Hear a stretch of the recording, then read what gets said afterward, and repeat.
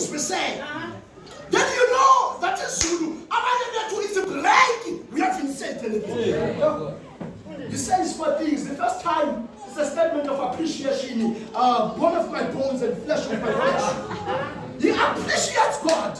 This is before the fall in chapter 2. In chapter 3, after the fall, the first statement is, I was afraid. And I want to tell you, church, one thing that affects our living up, it is fear in our lives. And then the third statement, he says a statement of blame, the woman you gave me. But I'm interested in the last statement. God comes and gives judgment.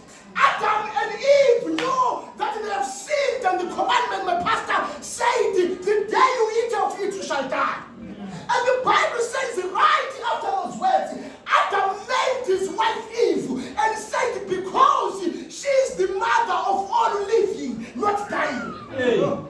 This man says, I trust in this God that Eve is the mother of those who will live, not those who will die. A statement of faith. Let us chapter 25. Let's agree, friends, there's something here might be very sharp. The master gives one guy five talents. He gives another 3 talents. He gives another 1.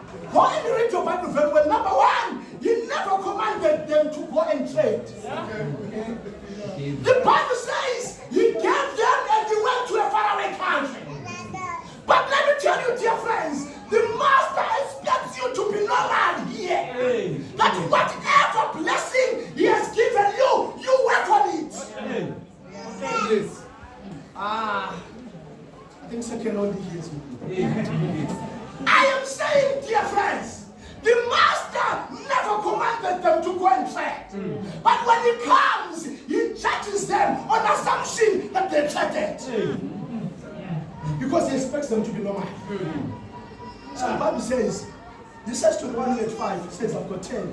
He says, well done, good and faithful 7. The one who had 3 brings 6 and says, well done, good and faithful 7. The one who had 1 brings 1 and says, my man,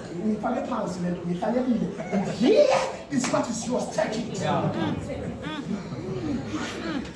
But watch the story. The master gets angry. And he uses a word that implies that the servant sinned by not trading. And he says, you wicked and slothful servant.